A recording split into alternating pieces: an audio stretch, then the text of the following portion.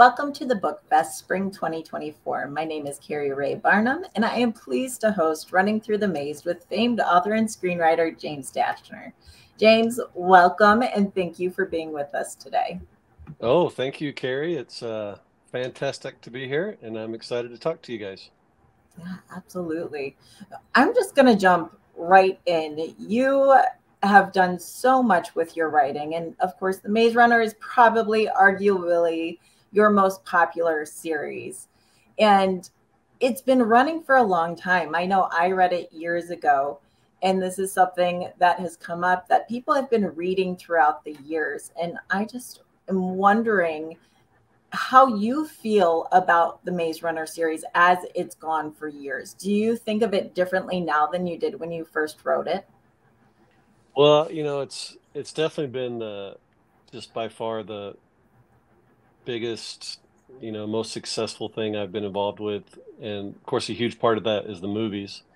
But it's been just a once in a lifetime experience for me. I've really enjoyed it from the get-go, and I can't believe it, but in a few months it'll have been 10 years since the first movie came out, and almost 15 years since the first book came out. So it's been fun that, it's kind of just, we've been really lucky that it's gotten a foothold, in middle schools and high schools, and kind of become one of those things that you learn about as you go up in grades. And so we've gotten lots of new readers. And I love the story that I was in Italy recently doing an event, and it was the first time I really heard over and over people say, "Oh, I loved your books when I was growing up." Just that phrase, "when I was growing up," which really shows you it's been a while. But it's been a thrill for me. All the experiences, the movies was just like icing on the top. I just have really, really tried to enjoy the ride. Yeah.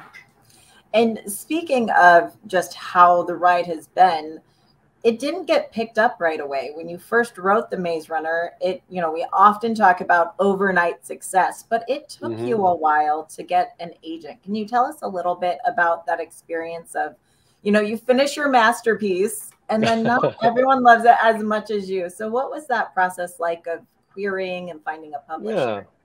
yeah. In hindsight, I'm really glad that I've been able to go to so many writers' conferences and such, and tell them that it wasn't just a quick, easy, story, because I think people can learn a lot from it.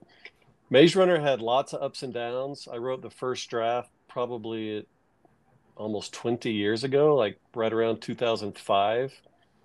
And at the time, I had absolutely no idea what I was doing. I sent it to a few publishers and it got rejected. And I just kind of said, well, let me try something else. And so it just sat on my computer for a couple of years. And luckily, my wife, Lynette, just kept telling me over and over, I really like that Maze Runner book. Don't give up on that.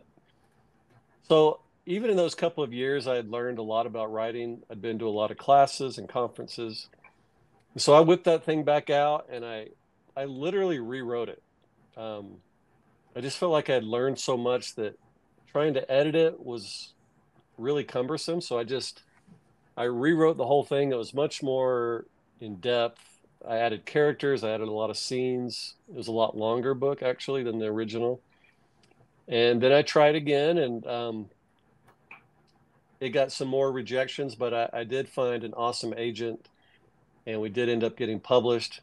And then I went, and that was with Random House. And then I went through the experience of the movie having ups and downs because 20th Century bought the rights to it, and they had a script, and then they canceled that script. They had a director, they canceled that director.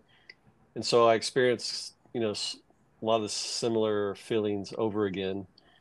But then the movie was made, and so I don't know. I'm just glad that I stuck with it. I'm glad that my wife stuck with it, and I think people can learn from just, I got plenty of rejections for it. I had to literally rewrite the whole thing with what I'd learned, and so it was quite the journey getting there, but it was well worth all the hard work. Sure. And was The Maze Runner, the original Maze Runner, was that the first novel you completed, or had you done more projects prior to that? I had done basically one project. The first books I ever wrote were just for little children, or not little children, but like older elementary kids. It was called the Jimmy Fincher Saga, and I learned a lot from writing those. It actually did get published by a really tiny publisher, but nothing that could have given me a career or anything. But just really valuable lessons, learning how to write, learning how to edit. But The Maze Runner was my first, just really, I think, in-depth, big commercial type novel. And I think a lot of its eventual success came from things I learned and writing those first few books. And yeah, it's, I guess right now my mind's just blown away when I think that it's almost 20 years ago that I wrote that. Well, and all the people that have read it, did you always think it would be a series? Did you know that there were more stories to tell with this group of characters? Yeah, I definitely did. At that time, we had really seen some huge phenomenons pick up and start, like Harry Potter and Twilight, and I think Aragon Yeah. was really big at the time. And so I was definitely shooting for a older teenager audience. And at the time, of course, I think a reason a lot of those books were successful is because adults were reading them just as much. And it just seemed like people liked series. And I, as a reader growing up, had loved series like Ender's Game and The Giver and Lord of the Rings and, all kinds of stuff. So I definitely had it mapped out in a very general sense as a trilogy from the very beginning. Yeah. And I mean, I think that that makes a lot of sense because of the cohesion that goes through the series. When Yeah. the books came out and you got published, did you know right away when it was published that it was going to be successful? Did you have a sense that it was going to be as big as it is? Or did you not really know yet? I would say, of course, we were hoping, I mean, I had a lot of confidence and hope because number one, it was with Random House, and growing up, I'd always heard about Random House, and they're just this giant publisher. And a lot of young writers, and I made this mistake too. You just kind of assume, well, it's a big publisher. I'm set. I'm going to be filthy rich. These are just going to sell billions of copies. But anyone who's been published and who has been in the publishing industry knows that, Random House also publishes tons and tons of books that only sell a few thousand, or just, there's a wide array of levels of success. And so I was very hopeful, but I really had no idea what to expect. I didn't even really know what number would be considered a big success. I mean, when I think back to that time, I'm like, you could have told me 10,000 was a hugely successful book, or you could have told me you have to sell 10 million to be a hugely successful book. I just literally had no concept. And when the first book came out, so that was October of 2009, I think. When the first book came out, it really did have a slow start. Like, the first book did not hit the New York Times bestseller list. It just kind of trickled out.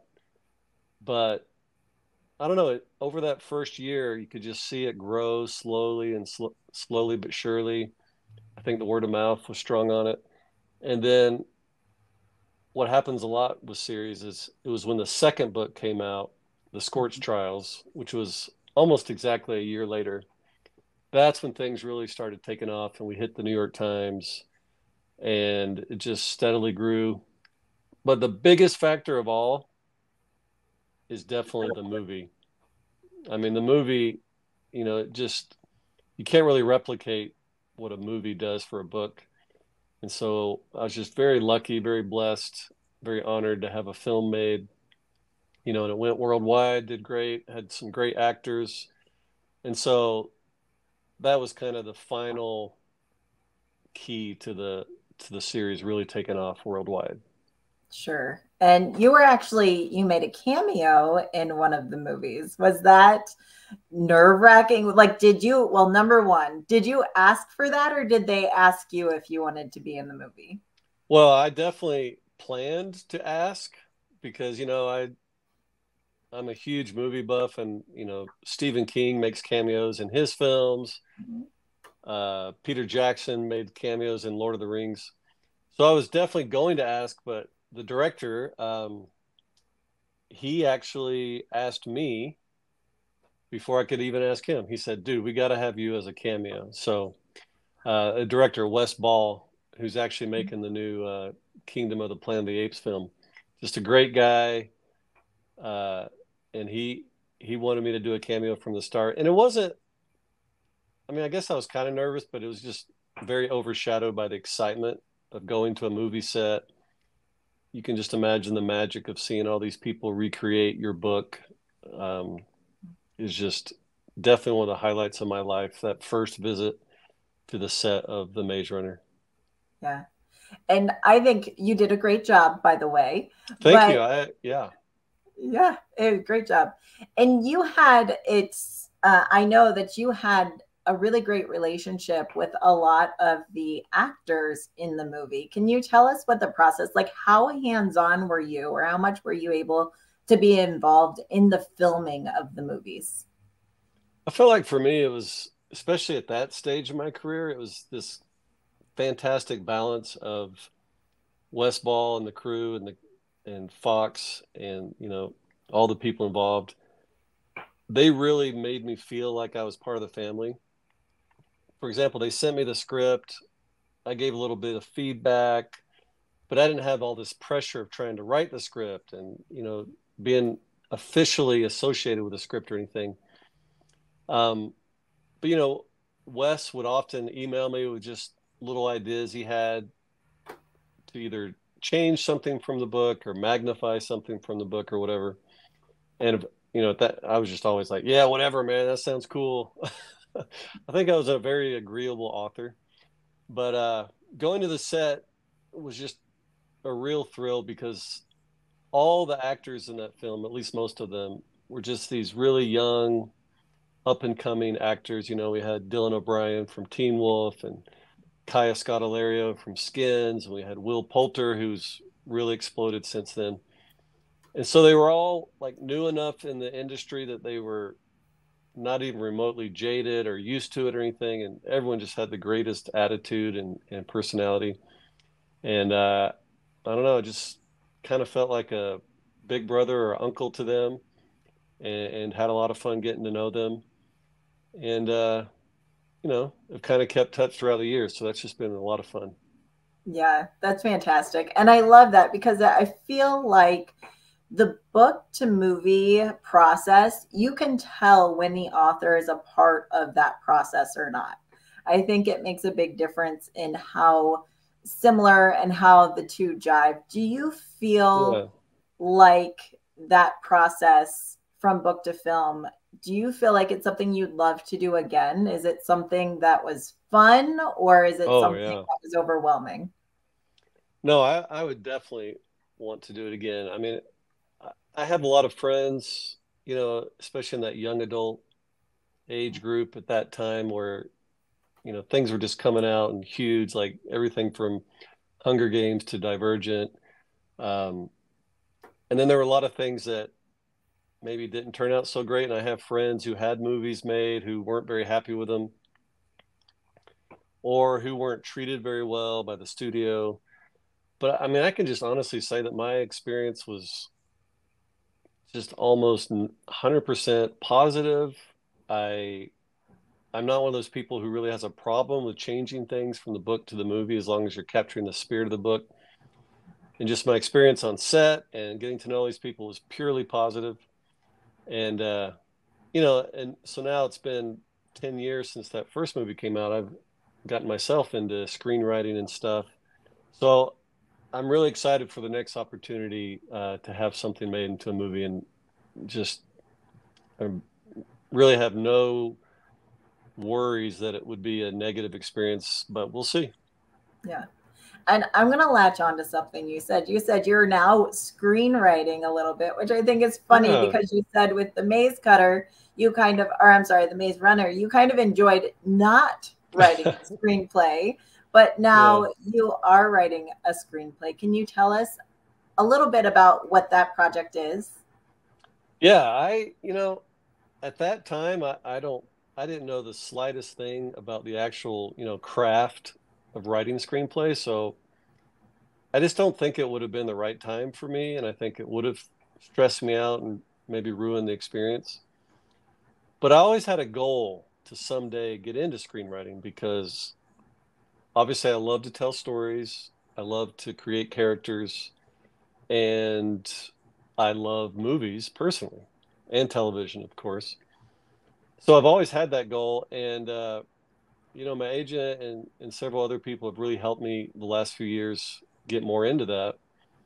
Um, and the first thing I ever did was just adapted a little short story by Stephen King called Rainy Season into a 12-minute film. And that just ended up being a very rewarding experience. And the film ended up great. And I've become very close to the studio that made it. And so then I was asked to adapt the screenplay for my book, The House of Tongues, which is really my first book for the adult market. It's kind of a thriller horror novel that I was very proud of. And so I actually adapted that into a screenplay and have a very good feeling that it's going to be greenlit and made into a film. So it's a totally different way to approach the process, but I'm enjoying it just as much as the other way with Maze Runner. Yeah. I've heard, by the way, that the screenplay for The House of Tongues is amazing. I've heard from your agent that it's really, really good. So I'm looking forward to that. But so you jumped from young adult dystopian to an adult horror novel that is The House of Tongues. Hmm. What are some of the changes or differences that you had to adapt to in writing for teens to adults? What kind of Yeah. process did that go through? Yeah. And I mean, in some ways, it really didn't change at all. Um, I've always said that when I wrote the Maze Runner books, it wasn't like every time I sat down to write, I was thinking, okay, I'm writing for teenagers who, are super young and can't handle things and aren't very smart. Um, I know teenagers very well, and I used to be one.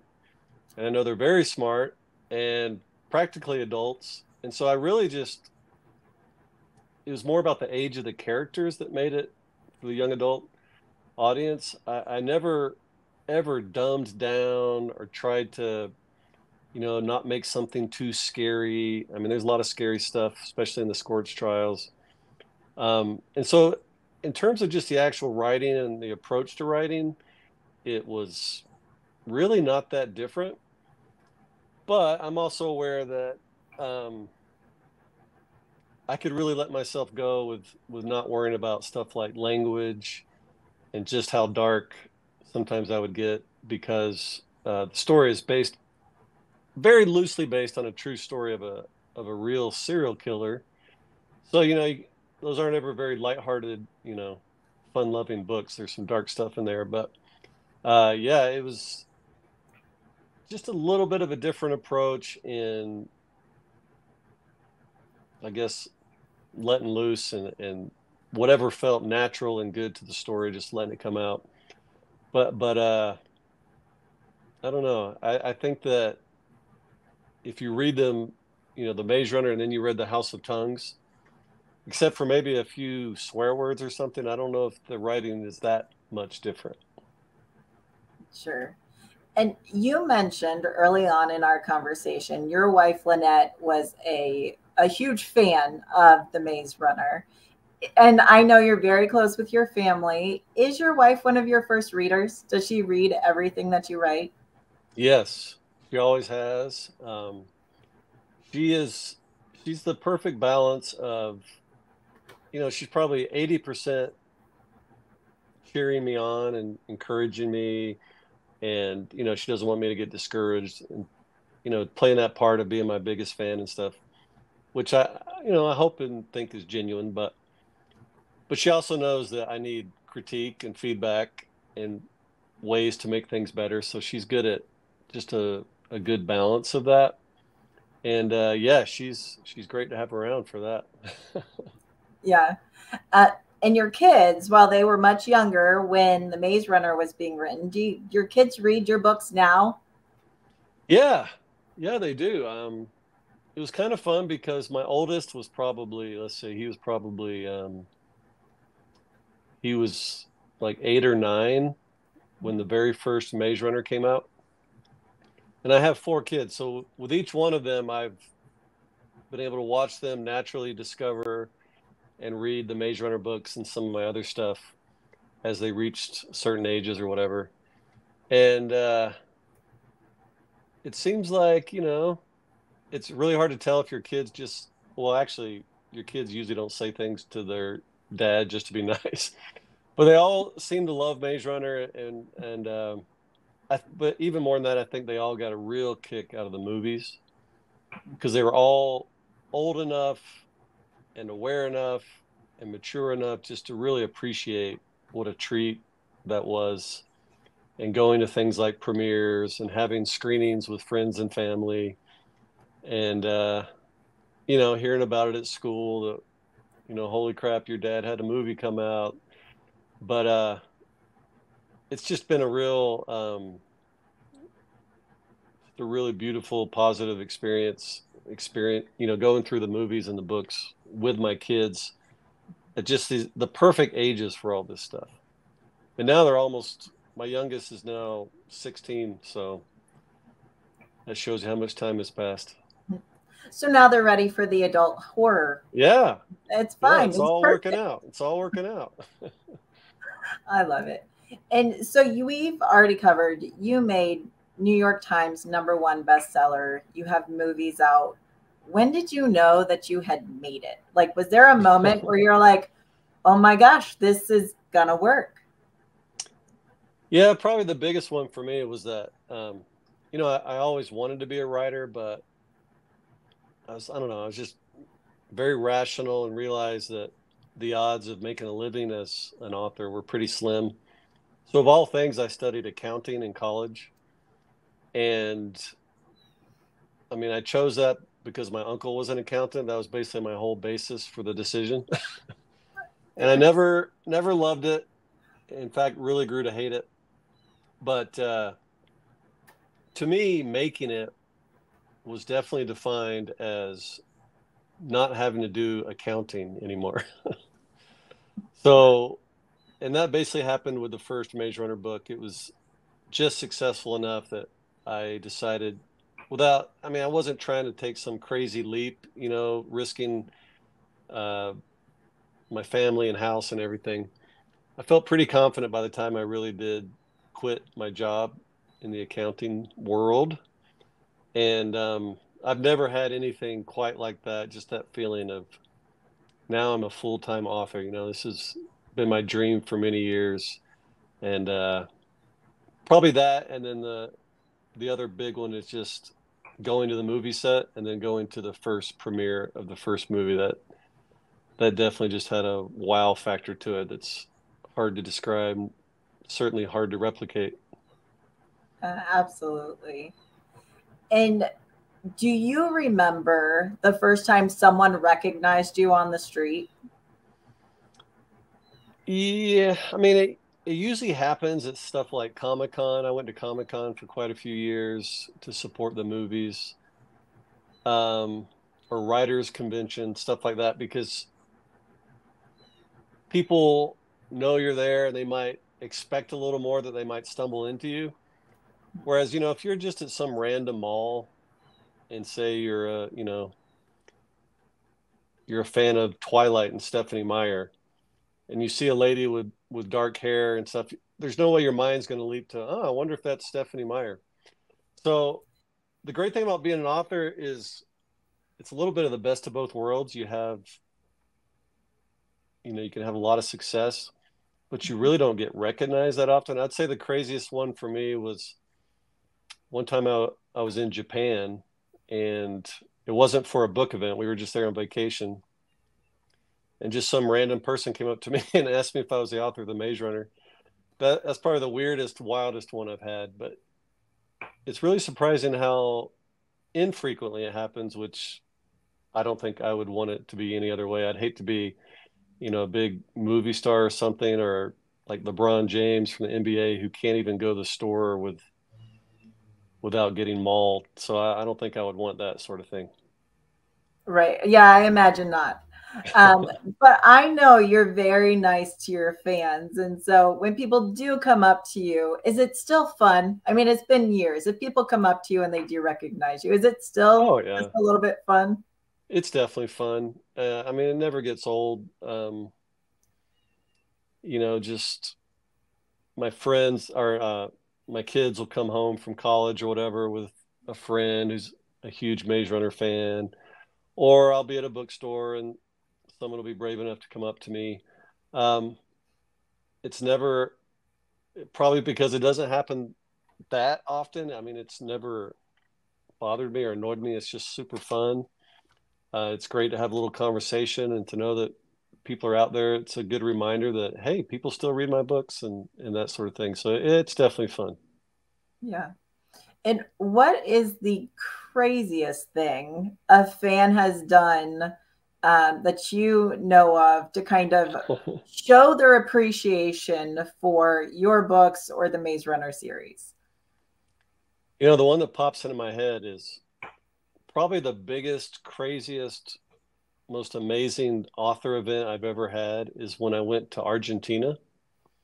And this was a few months before the movie came out. And so it was starting to get some movie publicity, but I had no idea that, the books were really big down there in Argentina.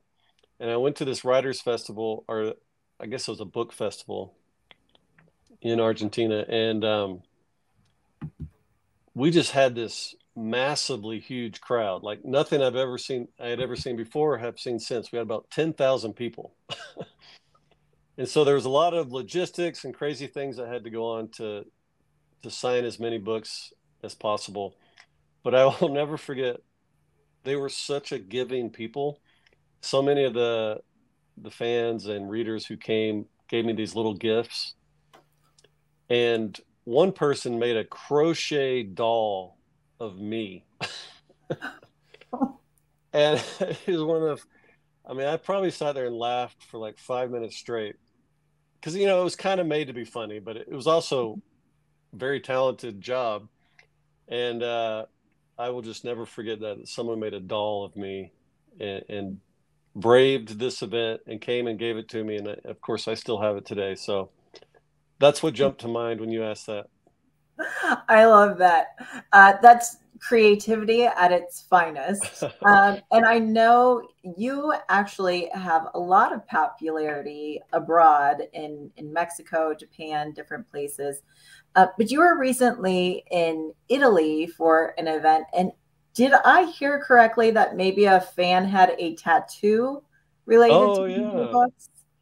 Yeah. That's always, I mean, I've seen that a few times, but yeah, most recently, this wonderful, she was probably about 25. And, I was really glad I was able to talk to her afterwards because I was in this big auditorium and she had raised her hand to ask a question.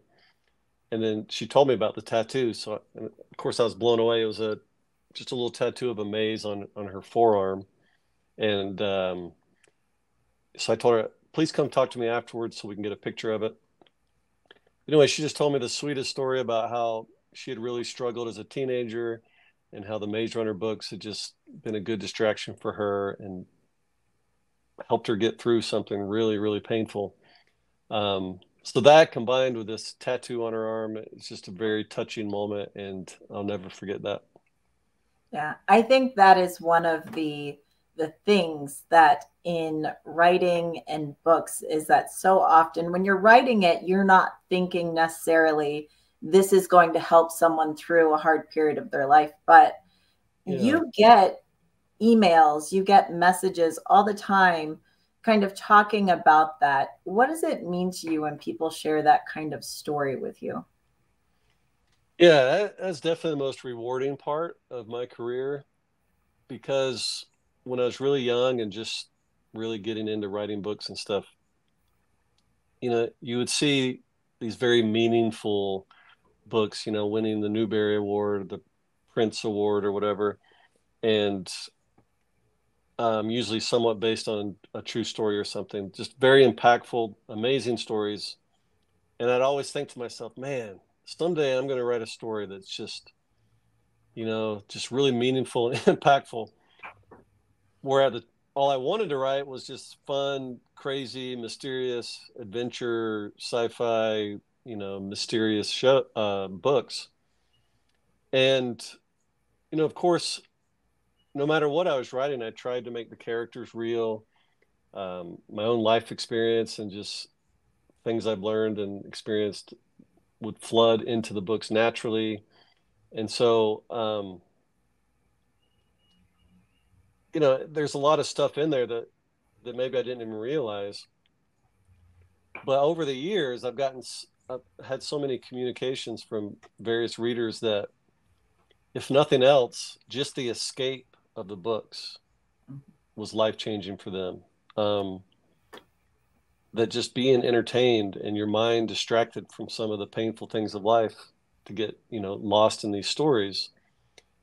And I realized that, my books are making a difference, even though I haven't written my, Newbery winning or Prince winning book yet.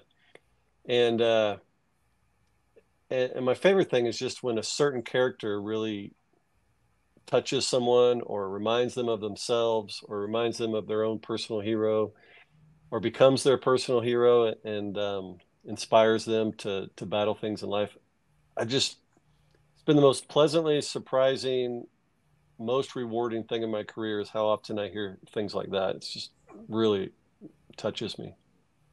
Yeah, that's amazing. And speaking of characters and favorites, Newt. Did Oh, you yes, know Newt. that Newt was going to be this fan? And like when you were writing Newt, did you have this sense that like this was the character that everyone was going to fall in love with? You know, sometimes it's hard to go back in time and remember how you thought of things, but the fact that that Newt in the second book was tagged with this label that he was the glue. Like, he's the glue that kept the group together and functioning and surviving. And so that was almost just a reminder to me that even before his popularity exploded, because he is by far like light years ahead of whoever's number two, my most popular favorite character, and everyone loves him to death.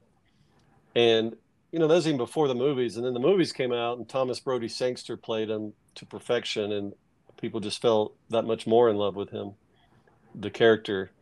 Um, but yeah, the fact that I called him the glue and realized as I was writing how important he was, um, I guess helps me to see why other people blast onto that. But I could have never possibly imagined that any character from any of my books could have such a visceral, just often quite humorous reaction from my fans and readers. And certain something happens to Newt that people weren't too happy about, and it's just become a very, very common, uh, playful thing at my events where people will chastise me for doing that to Newt, and it's definitely been one of the key takeaways from the Maze Runner series.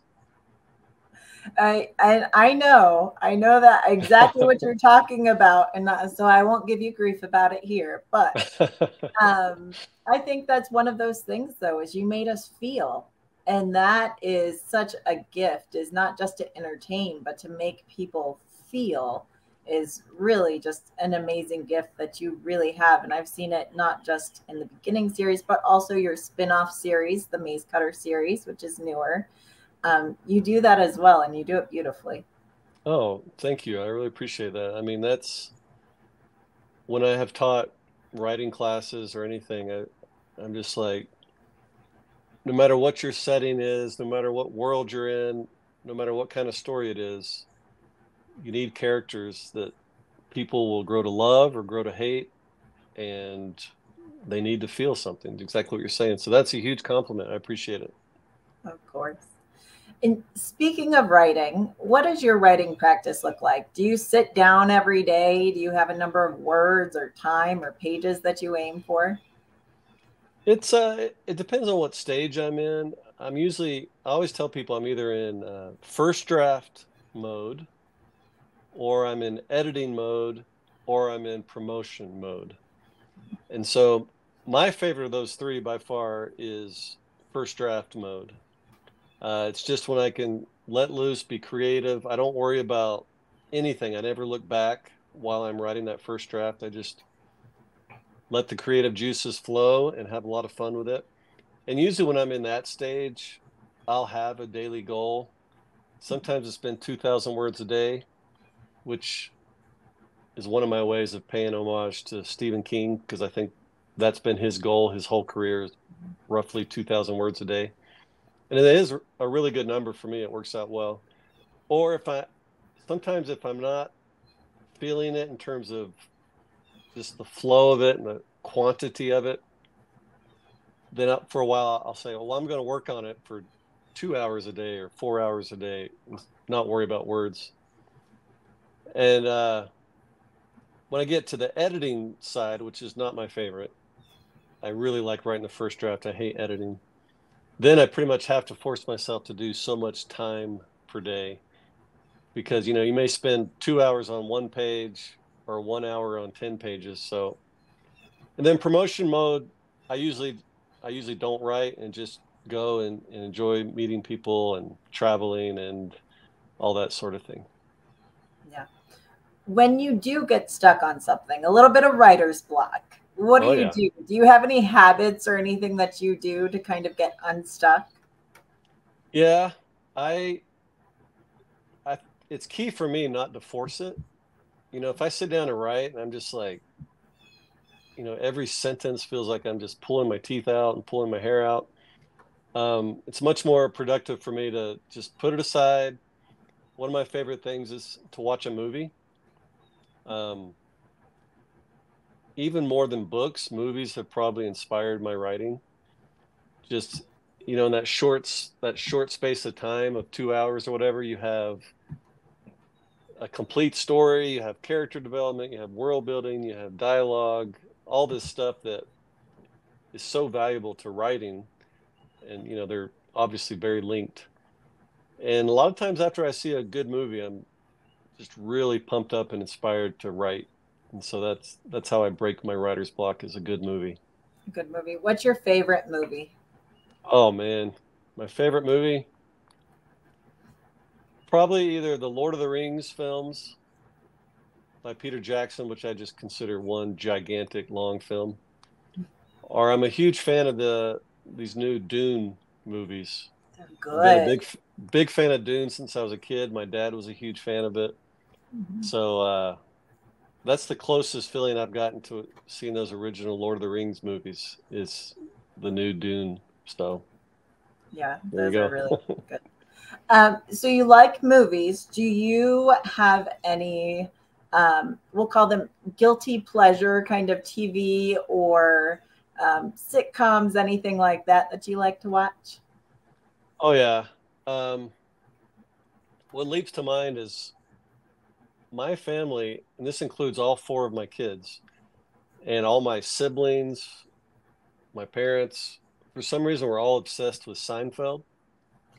And Sure. I know, I mean, it's been 30 years since that show, and I would have guessed that it'd be very dated and that my kids wouldn't get the jokes or be offended by it or something.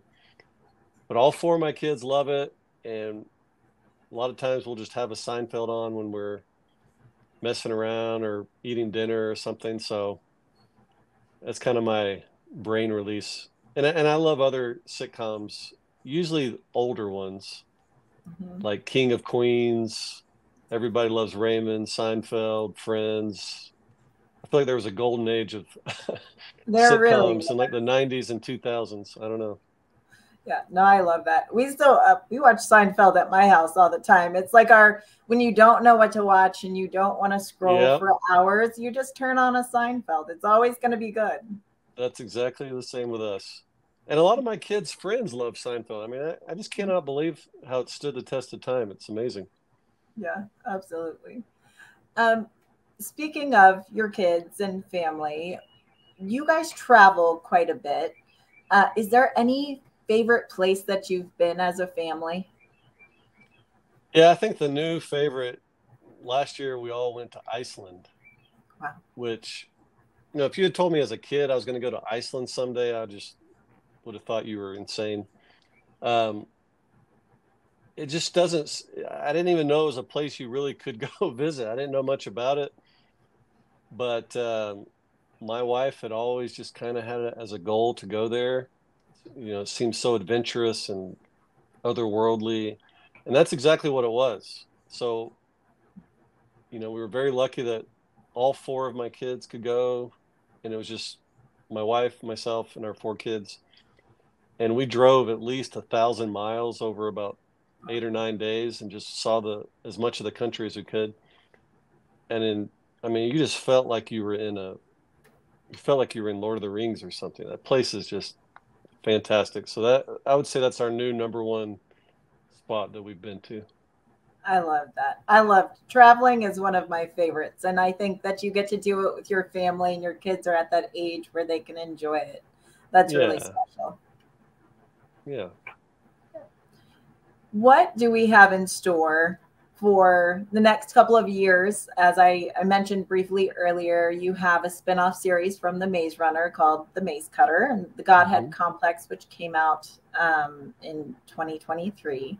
So what do we have coming out? What can we look forward to from you in the next year or two to come? Yes, we'll have the third and final book of that new Maze Runner series that is set several decades after the original trilogy. So it's all new characters and the world has changed drastically. And I've really been happy with how that's come out. So we'll have one more book in that trilogy, and then I can fairly confidently say I'm done with Maze Runner forever with that. Um, I'm also writing it. You know, hopefully we'll see a screenplay or two in production, and then I'm currently writing this something I'm really excited about. It's a very modern day uh, thriller, action packed, very intriguing, mysterious story that I think will be very commercial and I can't wait to tell people more about that. I don't even know what it's called yet or anything, but next year or two, you'll be hearing more about it.